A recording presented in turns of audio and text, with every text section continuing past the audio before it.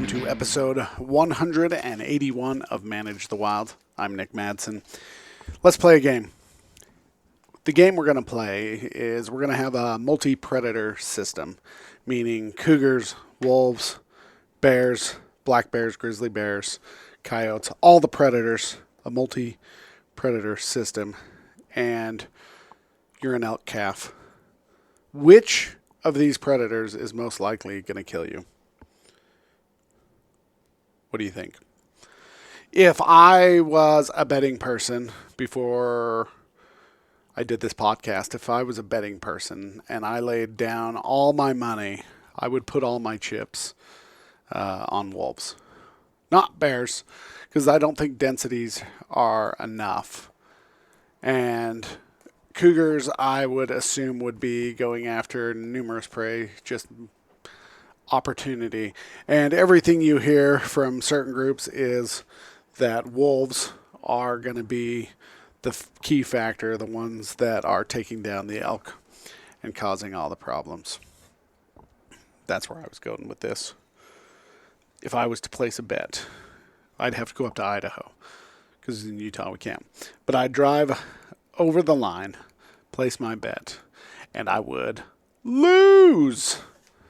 A study done up in Montana played exactly the opposite of how I thought it would go. They were looking at annual elk calf survival in a multiple carnivore system. And they were looking at whether all of these predators are going to have the same amount of effect on the survival of these elk calves, or is something else going to come out? And they looked at the studies for both summer and winter, because there's going to be quite a bit of difference, because you're going to have elk calves just barely born, and they're going to get older and older. Who do you think the winner is now that you're looking at it? And this could be just based upon this area.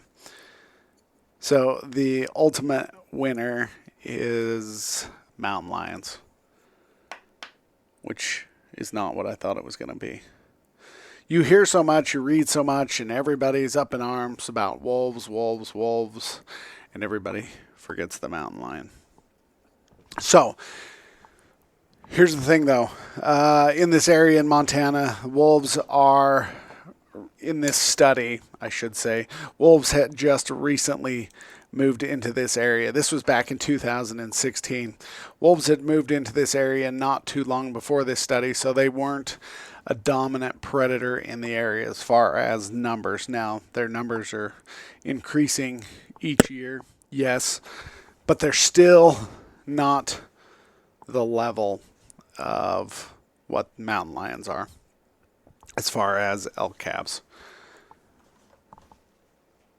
So here are the numbers overall from this study. They had roughly 226 neonates and 66-month-old calves that they ended up collaring and monitoring and looking at how things were going.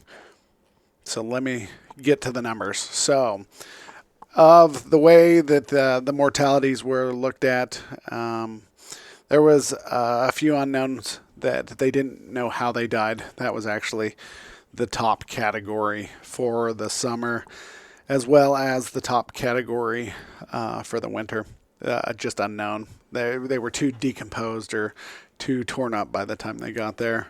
And then they had a category for other that was fence entanglement, hunter harvest, or drowning or starvation, things like that. So they looked at, of the predators that were in that system, they had kills from bears, lions, wolves, and unknown. So they had 3 predators that they looked at in the summertime. The highest number of deaths overall was 27, and that was done by mountain lions. Then you got bears. They had killed another 12 calves, and then you had wolves that had killed another 3. Now, there are other prey species there, and they're not looking at adults. They are just looking at calves. So it's not saying that wolves aren't killing elk. They're just not killing as many calves as mountain lions and bears. In the wintertime, we have a tie between lions and unknown. Lions killed 13 elk calves. Wolves killed 3. And there was no, probably due to hibernation, but there was no bear kills where bears killed calves. Unknowns was 13, so lions and unknowns are the highest factor as far as elk calf mortality. This is crazy. Every time I come across these studies, and again, this could be just in this area, but every time I come across these studies and it just flips my perception just a little bit more. I was reading or listening to an audiobook. I was up watching deer and elk this morning, and I was listening to an audiobook, and it was Sand County Almanac by Aldo Leopold, and it was really good. And that book, every time I listen to it, I do it once or twice a year, it makes me question and think about the way I look at things. He talked about in one chapter of the book about how the person who is over the land has a bias, and that bias is going to promote certain species and decrease certain species. And we all need to be aware of our own biases.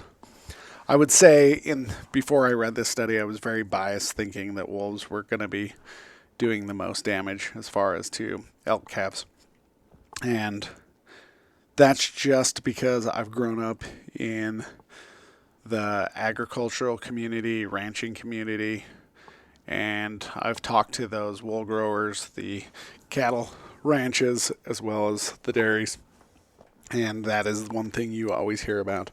Also, I had family that lived up in Idaho back in the 1890s, and they had sheep, and they had issues. And so just my own bias was coming out in that one. So I like this study because it changes. Now, each area is going to be different. You remove one of these predators or bring in something else, and obviously it's going to change.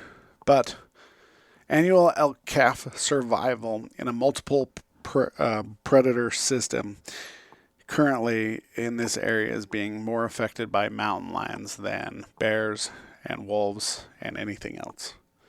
All right, you guys. Thanks for sticking with me. Have a great day. Stay wild.